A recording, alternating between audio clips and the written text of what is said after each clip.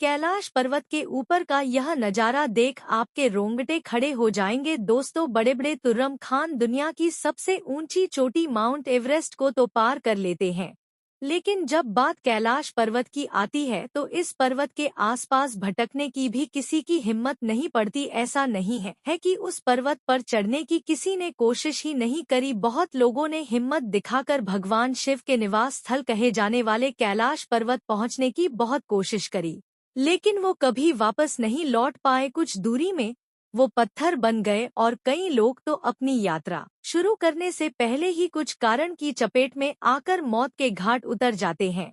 लेकिन यह सब कुछ क्यों होता है? क्यों भगवान शिव के निवास स्थान तक पहुंचना नामुमकिन है? और आखिर वहां का नजारा कैसा है? क्या वाकई में वहां भगवान शिव रहते हैं या फिर सच कुछ और है? जब बात दुनिया की सबसे ऊंची चोटी की आती है तो हम सभी को माउंट एवरेस्ट के बारे में पता है, जिस पर हर साल दर्जनों लोग अपनी चढ़ाई पूरी करते हैं।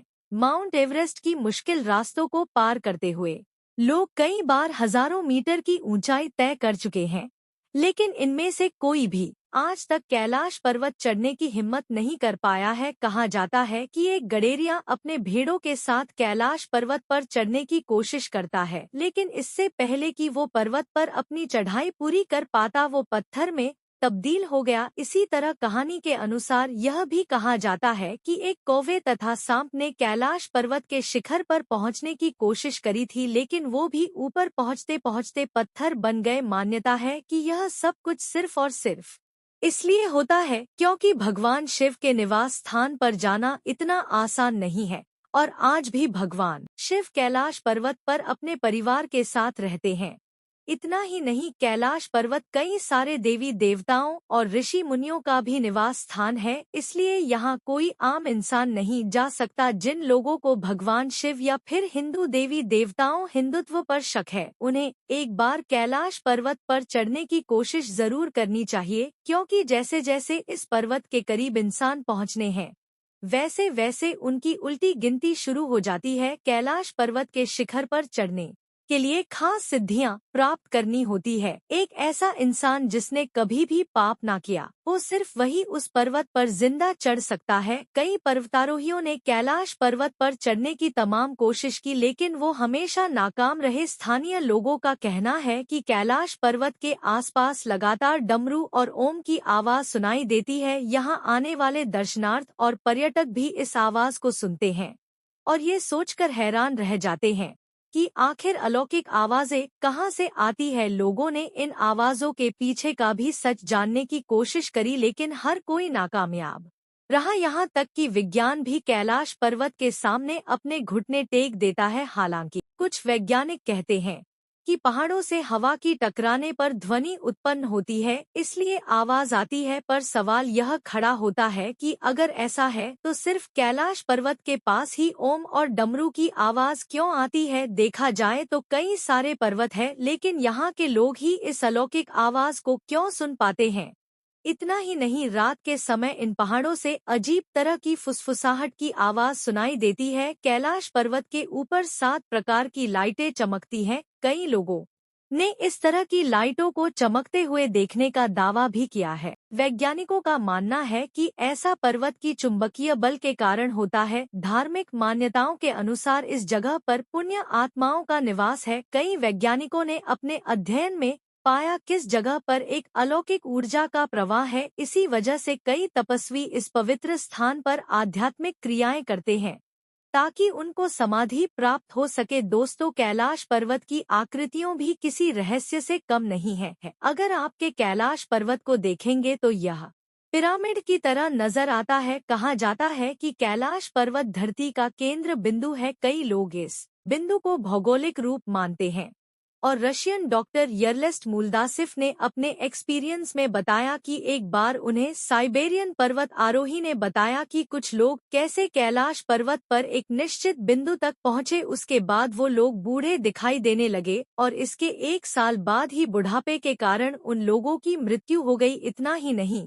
इटली की एक दल ने 1965 में कैलाश पर्वत पर चढ़ाई करने की कोशिश करी थी, लेकिन इस दौरान अचानक से ही मौसम खराब हो गया जिस वजह से चढ़ाई काफी कठिन हो गई और इसलिए उस दल को वापस आना पड़ा सन 1968 में।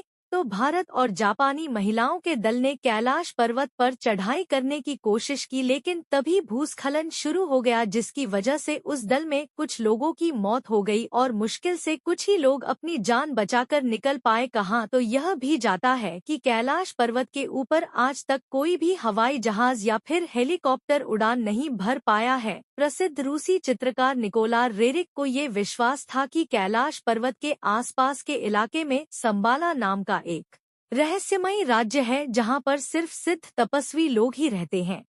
तिब्बती ग्रंथों में भी लिखा है कि संबाला एक आध्यात्मिक देश है जो कैलाश पर्वत के उत्तर पश्चिम में स्थित है। हिंदुओं के अलावा बौद्ध और जैन धर्म के अनुयायी भी इस जगह को बहुत ज्यादा पवित्र मानते हैं।